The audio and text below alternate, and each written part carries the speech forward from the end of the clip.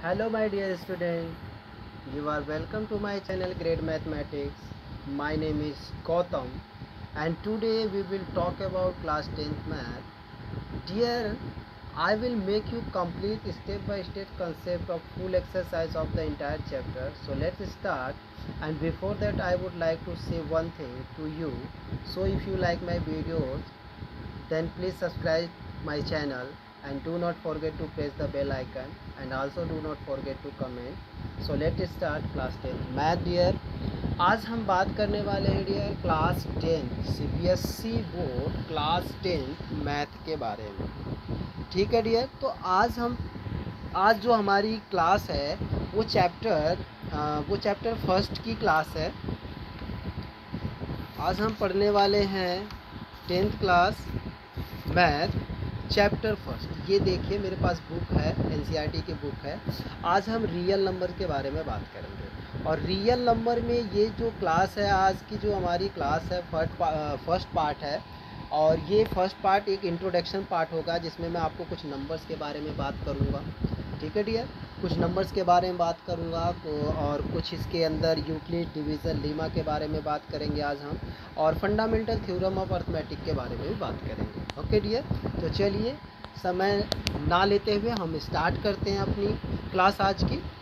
तो देखिए मैंने कुछ क्या कर रखा है यहाँ पे कि मैंने कुछ पहले से नोट्स बना रखे हैं डियर।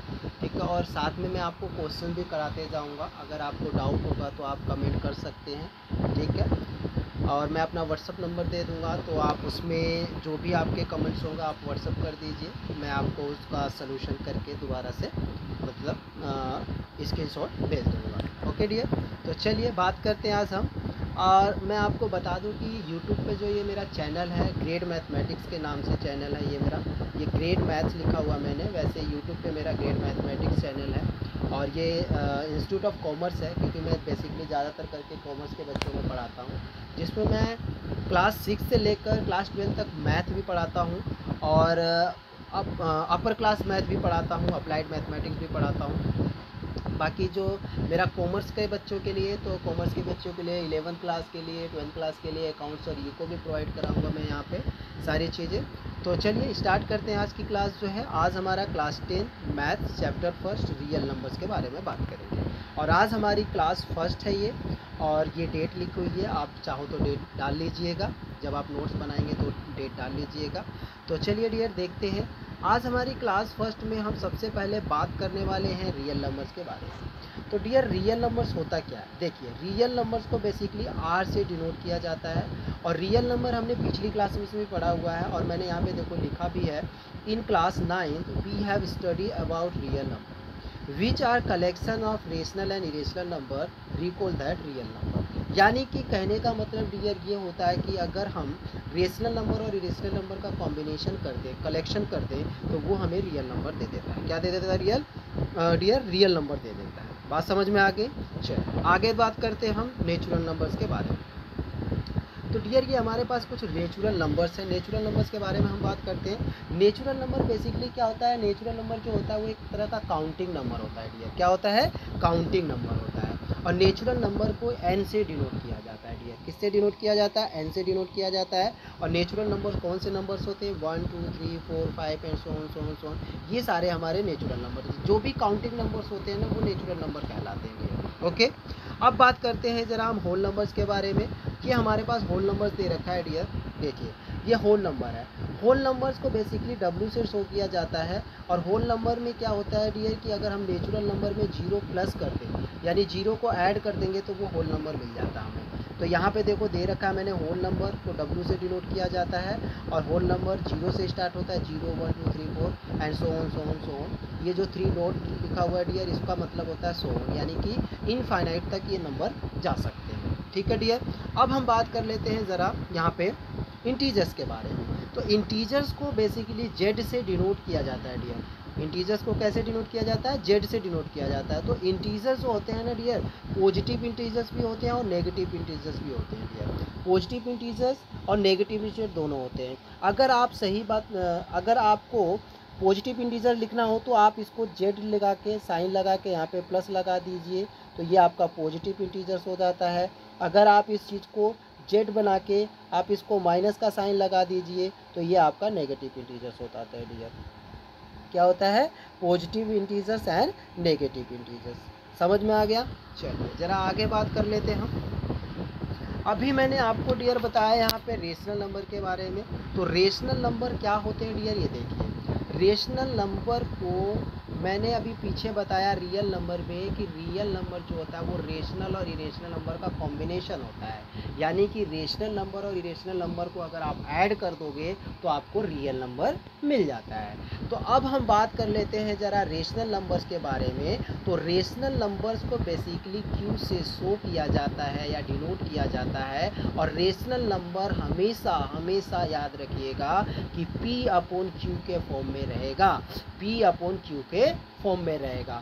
वेयर, यहाँ पे देखिए, चाहे तो आप वेयर लिख सकते हैं या फिर वेयर का साइन मैंने बना रखा है यहाँ पे, वेयर, जहाँ पे P and Q are integer, जहाँ P और Q दोनों इंटीजर्स होते हैं और Q कभी भी जीरो नहीं हो सकता है। मैंने यहाँ पे देखो लिखा भी है, Q should not equal to zero, यानी कि Q जो है वो कभी भी, जो P अपॉन Q है ना डियर, यहाँ पे जो Q होता है ना, कभी जीरो नहीं होगा। अगर Q जीरो हो जाएगा तो डियर ये डिफाइन ही नहीं हो पाएगा, वैल्यू ही नॉट डिफाइन में चली जाएगी, इसीलिए Q कभी जीरो नहीं होता है। ठीक है, चलिए अब हम बात कर लेते हैं ज़रा इरेशनल नंबर के बारे में। तो इरेशनल नंबर क्या होता है डियर, देखिए, अगर हम इरेशनल नंबर के बारे में बात करते हैं तो इरेशनल नंबर को बेसिकली एस से शो किया जाता है। किससे शो किया जाता है डियर? एस से शो किया जाता है, एस से डिनोट किया जाता है। और जो इरेशनल नंबर होते हैं वो रूट में होते हैं हमेशा, याद रखिएगा, इरेशनल नंबर हमेशा रूट में होते हैं। जैसे √2 हो गया, √3 हो गया, √5 हो गया। यानी कि कहने का मतलब ये हुआ, जिस नंबर का परफेक्ट स्क्वायर नहीं बनता है, जिस नंबर का परफेक्ट स्क्वायर नहीं बनता है, वो नंबर हमेशा इरेशनल नंबर कहलाते हैं। क्या कहलाते हैं डियर? वो नंबर हमेशा इरेशनल नंबर कहलाते हैं, ये याद रखिएगा आप। ठीक है, अब हम जरा बात करते हैं कुछ और नंबर्स के बारे में। अब हमारे पास एक नंबर आता है कंपोजिट नंबर डियर। कौन सा नंबर आता है dear? Composite number. Composite numbers क्या होते हैं डियर? कहते हैं कि composite number can be defined as the whole number that have more than 2 factor.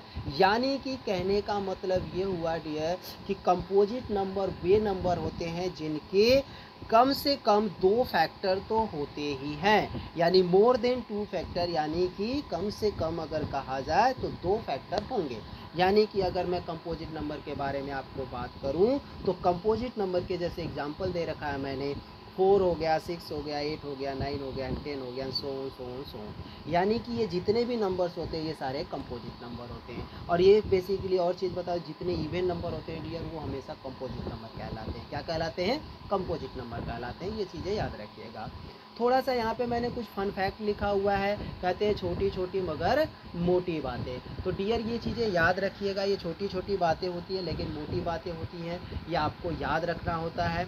और याद रखिएगा, कहने का मतलब यहाँ पे ये है कि जो 1 है डियर, 1 जो है ना, 1 is neither a prime number nor है कंपोजिट नंबर। जो 1 होता है ना डियर, 1 जो होता है, 1 वो ना ही प्राइम नंबर होता है और ना ही कंपोजिट नंबर होता है। ये चीज़ आप याद रखिएगा। ओके, चलिए ज़रा हम आगे बात कर लेते हैं।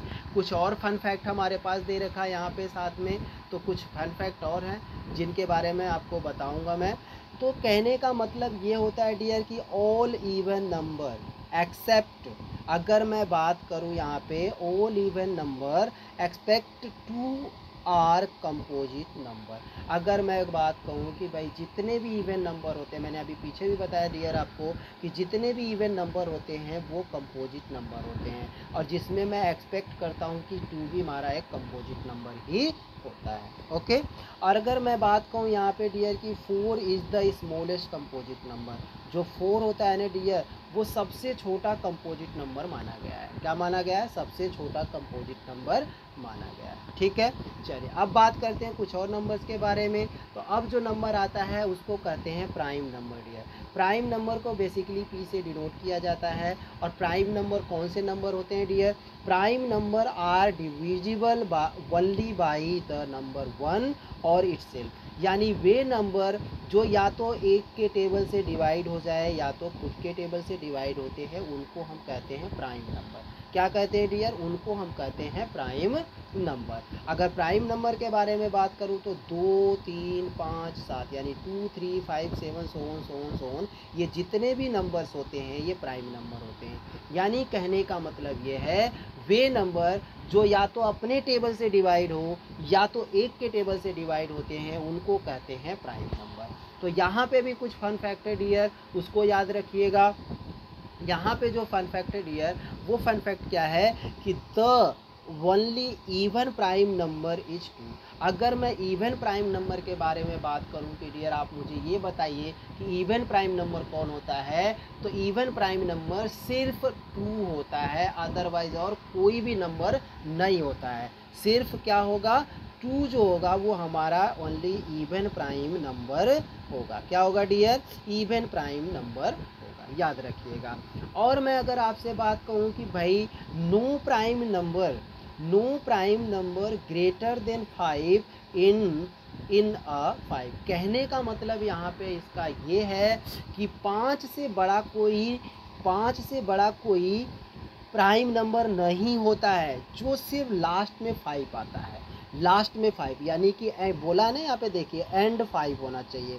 जैसे यहाँ पे 5 हो गया, अगर यहाँ पे 15 में कर दूँ, लास्ट में यूनिट डिजिट पे 5 आ रहा है, फिर मैंने यहाँ पे 25 किया, तो डियर ये जो है ना, ये 15 हो गया, 25 हो गया, ये प्राइम नंबर नहीं है, क्योंकि 15 देखो 3 के टेबल से भी कट जाएगा और 5 के टेबल से भी कट जाएगा, और ये जो 25 है 5 के टेबल से भी कटेगा, 25 के टेबल से कटेगा। लेकिन प्राइम नंबर क्या कहता है डियर, प्राइम नंबर कहता है कि या तो एक के टेबल से कटे या तो अपने टेबल से कटेगा। तो 5 लास्ट में जब ख़त्म हो यानी एंड हो तो 5 ही सबसे बड़ा प्राइम नंबर होता है, और इससे बड़ा कोई प्राइम नंबर नहीं होता है जब लास्ट में 5 आए। ठीक है डियर, समझ में आ गया होगा आपको। अब बात कर लेते हैं ज़रा हम यहाँ पे इवन नंबर्स के बारे में कि इवन नंबर्स क्या होते हैं। तो इवन नंबर्स को बेसिकली ई से डिनोट किया जाता है, और इवन नंबर्स क्या होता है डियर, कहते हैं any numbers that can be exactly divided by 2 is called as an even number। वो नंबर जो पूर्ण रूप से 2 से डिवाइड हो जाए, किससे डिवाइड हो जाए डियर, 2 से डिवाइड हो जाएं, उनको हम इवन नंबर्स कहते हैं। क्या कहते हैं डियर, इवन नंबर्स कहते हैं। बात समझ में आ गई। और कुछ इसके एग्जाम्पल बताता हूँ मैं आपको, इवन नंबर्स के कुछ एग्जाम्पल हैं, ये भी देख लीजिए एग्जाम्पल क्या होते हैं। तो यहाँ पे अगर मैं एग्जाम्पल के बारे में बात करूँ तो 0 हो गया, 2 हो गया, 4 हो गया, 6 हो गया, 8 हो गया। तो ये जो होते हैं ये इवन नंबर्स होते हैं। क्या होते हैं डियर, ये इवन नंबर्स होते हैं, याद रखिएगा इस चीज़ को। ठीक है, अब हम बात करते हैं ओड नंबर्स के बारे में। ओड नंबर क्या होते हैं डियर, ओड नंबर को बेसिकली ओ से डिनोट किया जाता है। तो ओड नंबर कौन से नंबर होते हैं, कहते हैं any numbers that can not be exactly divide by 2 is an odd number.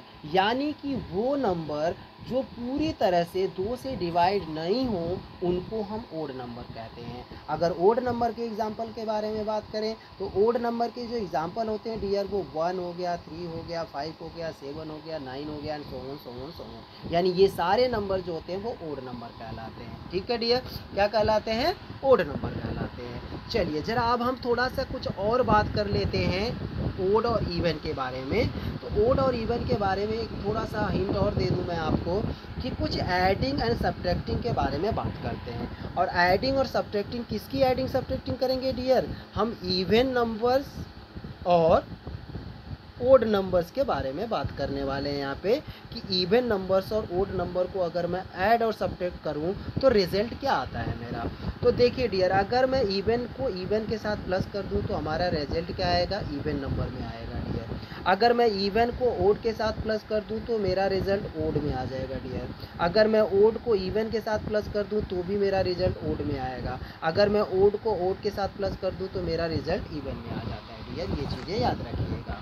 ठीक है, और उसी तरह मैं थोड़ा सा यहाँ पे कुछ मल्टीपल के बारे में भी बात कर लेते हैं, मल्टीप्लाइंग के बारे में बात कर लेते हैं। और मल्टीप्लाई किसका मल्टीप्लाई, यानी इवन नंबर्स का और ओड नंबर्स के मल्टीप्लाई के बारे में बात करते हैं। यानी कि इवन नंबर और ओड नंबर का अगर मल्टीप्लाई कराऊंगा तो रिजल्ट क्या आएगा, इसके बारे में बात करते हैं। देखिए डियर, अगर यहाँ पर इवन का मल्टीप्लाई इवन के साथ करा देंगे तो रिजल्ट इवन का आएगा, और इवन का मल्टीप्लाई ओड के साथ कराएंगे तो भी रिजल्ट इवन ही आएगा डियर। क्या आएगा, तो भी रिजल्ट हमारा इवन ही आएगा। याद रखिएगा इस चीज़ को, ठीक है। चलिए अब ज़रा आगे बात कर लेते हैं हम। यहाँ पे कुछ और है हमारे पास, यहाँ पे ध्यान दीजिएगा। अब हमारे पास आता है कि डियर ओड का मल्टीप्लाई अगर इवन से कराऊंगा तो भी रिजल्ट क्या आएगा, हमारा इवन नंबर में आएगा डियर। अगर मैं ओड का मल्टीप्लाई ओड के साथ कराऊंगा तो रिजल्ट मेरा ओड नंबर में आएगा। किस में आएगा डियर, ओड नंबर में आएगा, ठीक है। चलिए ये तो था हमारा कुछ नंबर्स के बेसिक के बारे में, जिसके बारे में मैंने आपको बताया, क्योंकि ये नंबर अगर आपको पता रहेगा तो आगे चल के आपको दिक्कतें नहीं आएंगी, आपको आप सारे क्वेश्चनों को ईजी तरह से कर सकते हैं डियर, ठीक है। तो ये जो चैप्टर था डियर हमारा, जो फर्स्ट चैप्टर था जिसको रियल नंबर कहा गया है, और इस रियल नंबर्स में हमने सारे नंबर्स के बारे में पढ़ा। मैंने अभी आपको रेशनल नंबर के बारे में बात किया, इरेशनल नंबर के बारे में बात किया, रियल नंबर के बारे में बात कर लिया, नेचुरल नंबर के बारे में भी बताया मैंने आपको, होल नंबर्स के बारे में बात किया, इंटीजर्स के बारे में बात किया डियर। वैसे ही आगे और भी नंबर आएंगे जिनके बारे में मैं आपको बताऊंगा चल के आगे। लेकिन लेकिन लेकिन डियर अब हम जो अपना टॉपिक है, जो हमारा चैप्टर है, चैप्टर जो फर्स्ट हमारा रियल नंबर, उस टॉपिक पे आते हैं। तो उस टॉपिक में डियर सबसे पहले हम बात करने वाले हैं यहाँ पे लीमा के बारे में। किसके बारे में बात करने वाले हैं डियर, लीमा के बारे में बात करने वाले हैं। ये देखिए अब हमारे पास ये लीमा है डियर। लीमा क्या है, और Lima is a proven statement. Lima एक तरह का प्रूव स्टेटमेंट है, और यहाँ में हम बात करने वाले हैं यूक्लिड डिवीज़न लीमा के बारे में। किसके बारे में बात करने वाले हैं डियर, यूक्लिड डिवीज़न लीमा के बारे में बात करने वाले हैं। तो यूक्लिड डिवीज़न लीमा कहता क्या है dear, dividend is equal to divisor multiply में कोसेंट प्लस में रिमाइंडर डियर। यानी कहने का मतलब ये होता है कि जो यूक्लिड डिवीज़न लीमा है उसका एक रूल होता है डियर, और वो रूल क्या होता है उसके बारे में मैं आपको बताऊंगा। उसका रूल होता है ए इज इक्वल टू में बी क्यू प्लस में आर, और जहाँ पर 0 less than equal to are और लेस देन बी, यानी जो ए है डियर वो डिविडेंट होता है, और जो बी है डियर वो डिवीज़र होता है, और जो क्यू है डियर वो कोसेंट होता है, और जो आर होता है डियर वो रिमाइंडर होता है। क्या होता है, रिमाइंडर होता है। इस चीज़ को याद रखिएगा। और कभी भी इसको जब भी आप यूक्लिड डिवीज़न लीमा लिखते हो डियर तो आपको ये चीज़ ज़रूर लिखना है। यहाँ पर ये जो चीज़ें मैंने बताई है डियर, यानी 0 less than equal to are, और आर जो होगा वो बी से, यानी कि आर 0 के बराबर या 0 से बड़ा होगा या फिर बी से छोटा होगा। ये चीज़ें याद रखिएगा, ठीक है डियर। अब हम आगे चलते हैं, थोड़ा सा नोट से कुछ छोटी छोटी मगर मोटी बातें, यानी कि यहाँ पे अटेंशन प्लीज़ याद रखिएगा। कहते हैं कि Euclid division algorithm is used to find the HCF of two given positive integer। यानी डियर मैं अगर आपसे बात करूं कि भाई हम यूक्लिड डिवीज़न लीमा का प्रयोग क्यों करते हैं, तो हम यूक्लिड डिवीज़न लीमा यानी यूक्लिड डिवीज़न एल्गोरिथम का प्रयोग हम इसलिए करते हैं कि हम किसी भी दो पॉजिटिव इंटीजर्स का HCF निकाल सकें। क्या निकाल सके डियर, HCF निकाल सके। तो हम इसीलिए इसका प्रयोग करेंगे, यूक्लिड डिवीज़न लीमा का प्रयोग हम इसीलिए यहाँ पर करने वाले हैं, ठीक है डियर। चलिए बताते हैं आगे चल के आपको। ये देखिए अब बात आती है यहाँ पे डियर कि यूक्लिड डिवीज़न एल्गोरिथम जो है, ठीक है, यूक्लिड डिवीज़न एल्गोरिथम जो है ये क्या कहता है, ठीक है डियर। तो मैं आपको एक एक चीज़ के बारे में यहाँ पे बता रखा है बाकायदे, आपको बिल्कुल ऐसे ही नोट करना है और आपको बिल्कुल ऐसे ही स्टेटमेंट के साथ क्वेश्चन को सॉल्व करना है, और मैं आगे चल के क्वेश्चन भी आपको सॉल्व कराऊंगा डियर। तो देखिए यहाँ पे यूक्लिड डिवीज़न एल्गोरिथम क्या कहता है, कहता है सबसे पहले स्टेप है डियर, यहाँ पे स्टेप बाय स्टेप हमें चलना पड़ेगा, यहाँ पे ध्यान दीजिएगा। तो पहला स्टेप होता है ये कि to obtain the HCF of two positive integers a and b. मान लीजिए कि मेरे पास दो पॉजिटिव इंटीजर्स, एक ए दे रखा है और एक बी दे रखा है, with a greater than b. क्योंकि जब मेरे पास दो पॉजिटिव इंटीजर यहाँ पे जो दे रखे हैं ना डियर, इसमें जो ए होना चाहिए वो बी से क्या होना चाहिए डियर, बड़ा होना चाहिए। ए जो होना चाहिए वो बी से क्या होना चाहिए डियर, बड़ा होना चाहिए। Step are as a follow. हम सबसे पहले स्टेप, ये मेरा पहला स्टेप है डियर, ये जो मेरा पहला स्टेप है याद रखिएगा, ये हम फर्स्ट स्टेप में बात करने वाले हैं। कि जब भी हम कभी किसी दो पॉजिटिव इंटीजर्स का एचसीएफ फाइंड करने जाएंगे तो सबसे पहला स्टेप हमारा यही रहेगा कि जो हमारे पास दो पॉजिटिव इंटीजर दिए होंगे उसमें मुझे ये देखना है कि सबसे बड़ी वैल्यू क्या है, और वो बड़ी वैल्यू को सबसे पहले ए मानेंगे और छोटी वैल्यू जो होगी उसको हम बी मानेंगे। ठीक है डियर। फिर सेकेंड स्टेप में आते हैं, फिर हम सेकेंड स्टेप में आएंगे डियर। तो सेकेंड स्टेप में हमें करना क्या है डियर, यहाँ पे सेकेंड स्टेप में हम करेंगे अप्लाई यूक्लिड डिवीजन लीमा को अप्लाई करेंगे। यहाँ पे apply Euclid division lemma to a and b and find whole numbers q and r such that, यानी कि हम ए और बी से एक होल नंबर फाइंड करने वाले हैं। वो होल नंबर या तो क्यू के फॉर्म में होगा या तो आर के फॉर्म में होगा। सच दैट यानी कि यूक्लिड डिवीजन लीमा का जो रूल है वो कहता है A is equal to B Q plus में आर, और जहाँ पर आर 0 से बड़ा और या उसके बराबर रहेगा लेकिन बी से क्या रहेगा डियर, छोटा रहेगा। ठीक है, तो ये हो गया हमारा सेकेंड स्टेप। उसके बाद डियर हम ये चेक करेंगे थर्ड स्टेप में। देखिए यहाँ पे हम स्टेप थर्ड में चेक करेंगे कि इफ़ अगर आर 0 आ जाता है, अगर आर 0 हो जाता है, r equal to 0, then HCF of a and b is b. जो बी रहेगा, अगर आर आपके पास यहाँ पे 0 आ गया तो जो बी रहेगा वही आपका एचसीएफ बन जाएगा। क्या बन जाएगा डियर, वही बी आपका एचसीएफ बन जाएगा। ये चीज़ याद रखिएगा। अदरवाइज याद रखिए, यहाँ पे जल्दीबाजी नहीं है डियर। अदरवाइज अगर आर आपका 0 नहीं आता है डियर, क्या नहीं आता है, आर यानी रिमाइंडर अगर आपका 0 नहीं आता है तो then apply again Euclid division lemma to b and r, यानी बी एंड आर में दोबारा से हम क्या करेंगे, अप्लाई कर देंगे। क्या अप्लाई कर देंगे डियर, यूक्लिड डिवीजन लीमा को, यानी कि ये वाले रूल को दोबारा से अप्लाई करके हम फिर से आर को फाइंड करने की कोशिश करेंगे, क्योंकि जब तक मेरा आर 0 नहीं आएगा तब तक हम एचसीएफ फाइंड नहीं कर सकते डियर। ये चीज़ याद रखिएगा। उसके बाद डियर आगे देखते हैं, आगे क्या बताया गया है कि continue the process till then remainder is 0, यानी कि तब तक हम उसको कंटिन्यू रखेंगे जब तक कि हमारा रिमाइंडर 0 ना आ जाए। ठीक है डियर, जब तक हम उसको कंटिन्यू प्रोसेस रखेंगे जब तक कि रिमाइंडर हमारा 0 ना आ जाए। The divisor at this stage will be the required HCF. ठीक है डियर, अब जरा हम आगे बात करते हैं। यहाँ पे ये हमारे स्टेप चलेंगे। ठीक है, तो यहाँ पर जो मैंने अभी आपको बताया यूक्लिड डिवीज़न एल्गोरिथम के बारे में, तो यूक्लिड डिवीज़न एल्गोरिथम के कुछ 4 स्टेप हैं डियर। यहाँ पे कुछ 4 स्टेप हैं जिनके बारे में हमने बताया है आपको, और इसी स्टेप से क्वेश्चन को सॉल्व करना है। तो चलिए एक क्वेश्चन देख लेते हैं, उसके बाद हम आगे के और क्वेश्चन सॉल्व करेंगे।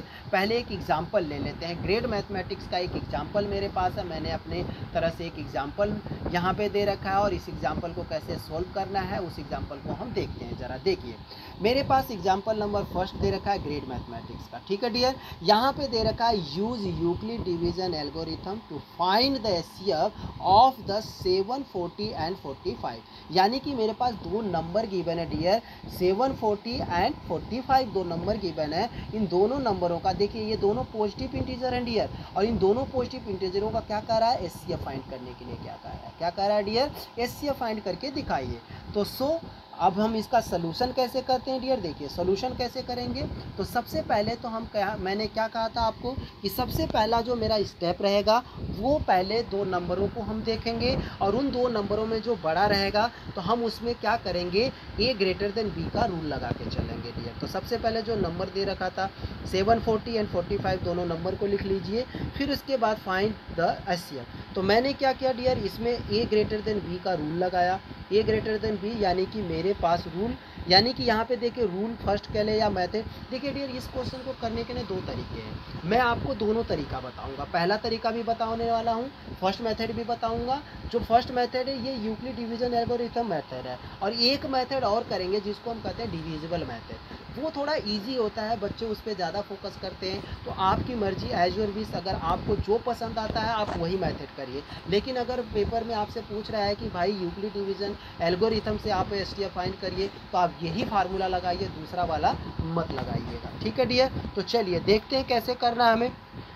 तो मैंने क्या कहा डियर, ए ग्रेटर देन बी का हमने रूल लगाया। तो यहाँ पे जो बड़ा वैल्यू है यानी कि 740 ग्रेटर देन 45, यानी कि 740 जो है 45 से बड़ा है। तो मैंने यहाँ पे क्या कर लिया डियर, ए को मैंने 740 मान लिया और बी को मैंने 45 मान लिया। जैसे ही मैंने ए को 740 और बी को 45 माना, तो मैंने क्या किया डियर, यहाँ पे लिख दिया अप्लाइंग यूक्लिड डिवीज़न लीमा को अप्लाई कर दिया। यानी यूक्लिड डिवीज़न लीमा को अप्लाई किया मैंने, तो यूक्लिड डिवीज़न लीमा क्या अप्लाई हुआ है, ए इज इक्वल टू में बी क्यू प्लस में आर, यानी कि ए की जगह पे मैं 740 रख लिया और बी की जगह पे मैंने 45 रख लिया। तो डियर यहाँ पे मुझे करना क्या है कि अगर मैंने यहाँ पर ध्यान दीजिए कि अगर आप 45 का ऐसा मल्टीप्लाई पढ़िए डियर, 45 का ऐसा मल्टीप्लाई करिए कि 740 कट जाए। या तो 740 से ऊपर नहीं जाना चाहिए, 740 से नीचे रहना चाहिए डियर, 740 से कम होना चाहिए। ठीक है, तो 45 का टेबल मैंने देखो डियर यहाँ पे कर रखा है। 40 का मल्टीप्लाई अगर मैं 45 का मल्टीप्लाई अगर मैं 16 टाइम करूँगा डियर, तो मेरे पास 720 आ जाएगा। क्या आ जाएगा डियर, 720 आ जाएगा।